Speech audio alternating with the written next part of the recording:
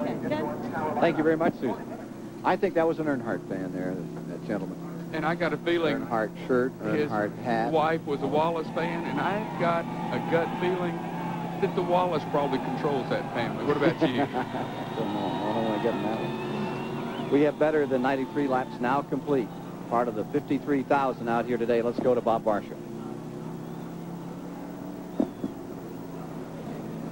Well, gentlemen, one of the interesting things about Earnhardt's pit stop were the tires. When they came off the car, the Goodyears looked absolutely superior. Not a mark on them. Just a few pits away, Kenny Schrader took off his Hoosiers, and they were as badly blistered as the tires Jerry Garrett showed us a little while ago. So it looks like the gamble is paying off for the teams that decided to take off the Hoosiers, put on the Goodyears, go to the back of the pack. And I notice over by Kenny Schrader's pit wall, there's a set of Goodyears ready to go on the next time he gets in as well. 96 laps complete. 18 cars remain in the lead lap with Earnhardt and Waltrip first and second, Terry Labonte third, Alan Kowicki fourth, Ricky Rudd fifth, Bill Elliott sixth, Davey Allison is in seventh in car number 28, and the number 12 car, the Bobby Allison car with Mike Alexander, is in eighth. Mark Martin is in ninth, and 10th is Bill Parsons. We have hashed around this tire issue pretty thoroughly here in terms of switching from Hoosier to Goodyear.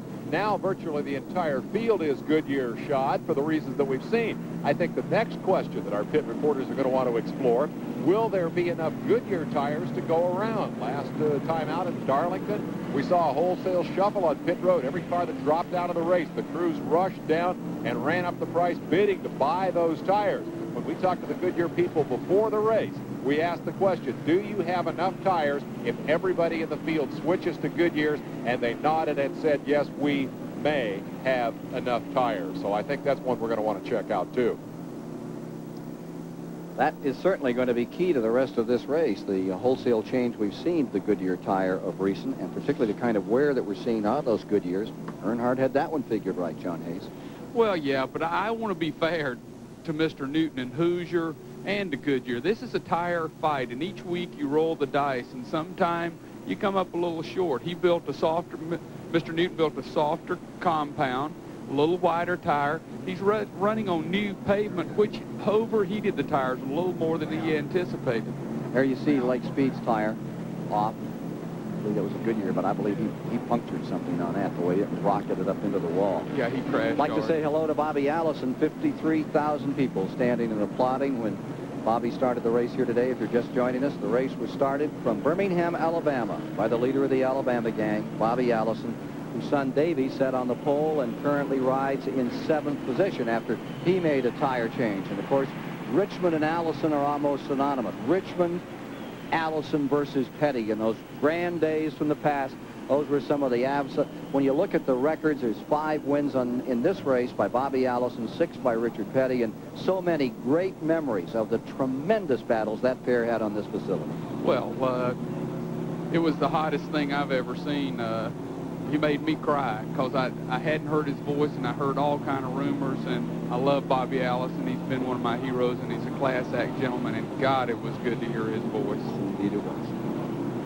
One more element in that tire story from our in-car camera. You get a nice look at the sunny day here at Richmond. It's real warm down here. And in terms of tires, let's keep in mind that when Hoosier came here and tested, it was a cool, cloudy day. When Goodyear came here and tested, it was in the middle of that scorching heat wave that prevailed much of the summer here in Richmond.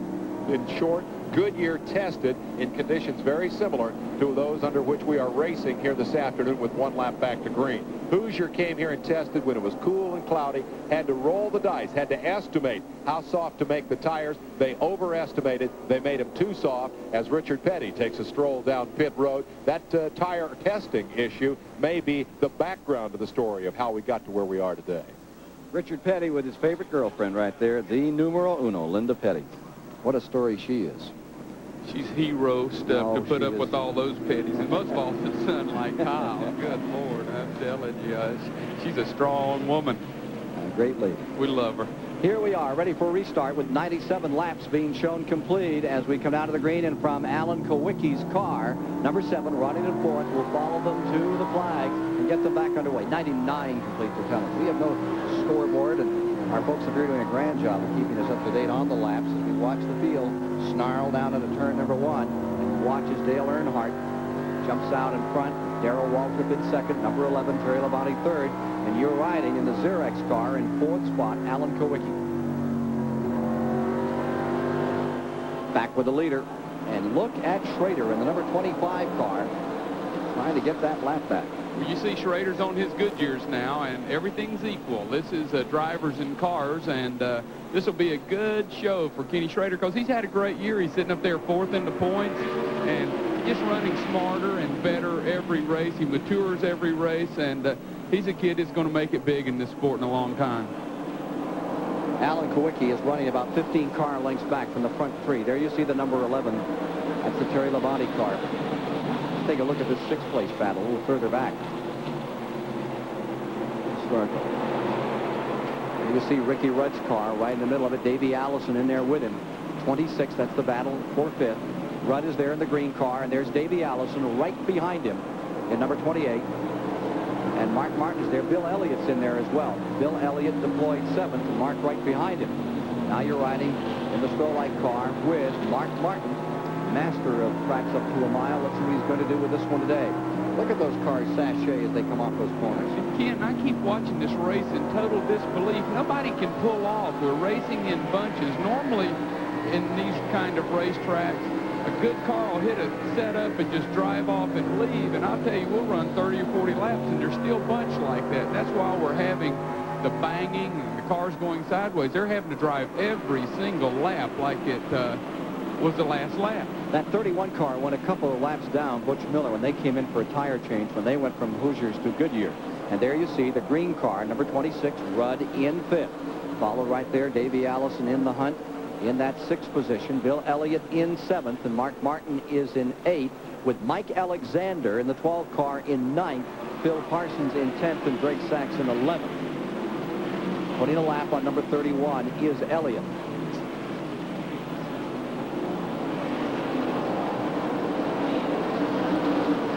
Going back into the 2nd turn right here is car number 17 and 11 battling for the 2nd position in the race, and Alan Kowicki in it as well. They have not changed positions. That stabilized it at 2nd, 3rd, and 4th for the moment, with 105 laps now reported complete. Waltrip in 2nd. Again, you can see Alan Kowicki's a very smart, smooth race car driver. He's not trying to force it too hard. He will play it smart. If it works, he will use it. If he doesn't, he pulls right back in because he knows the race has a long way to go. And I'm really impressed with Alan Kowicki. There you see Alan Kowicki at work in his workshop, car number 7. Oh, it's jumping sideways on him. That was a beautiful shot. You can see those hands are turning now, but Mr. Bodine was up under him, and they must have touched or something because it sure jerked that steering wheel sideways. Here you see Davey Allison closing up some more. Davey Allison pulled around Ricky Rudd, and there's the number 28 car moving in on Alan Kowicki. Davey Allison up to 5th, and now taking a shot at 4th. There's Davey Allison on the high side in the Harry Ranier car, and he is trucking. Davey Allison, currently the quickest car on the track, finds himself up into 4th position.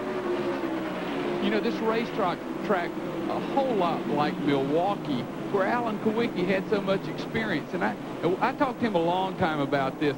This track is a lot like some of the ASA tracks he ran on, and he feels at home. And you see Davey drive right by him. Again, I'm telling you, that's intelligence. He's not going to force it with Davey. Davey Allison trying to pull up and put a lap on Rick Hendrick. Earnhardt continuing to lead. For more battle for 2nd, getting a little stronger here. 17 and 11 getting into it. There you see Terry Labonte. Well, I tell you what, Dale Earnhardt is pushing Sterling Marlin along. Sterling banged him a little bit and got a lap back, and I think Dale's going to say, okay, big guy, you want to shove me? I will show you what shoving is. So, Sterling, you better hold on because he's coming after you right now. He's going to try to get you, Sterling. Don't look back.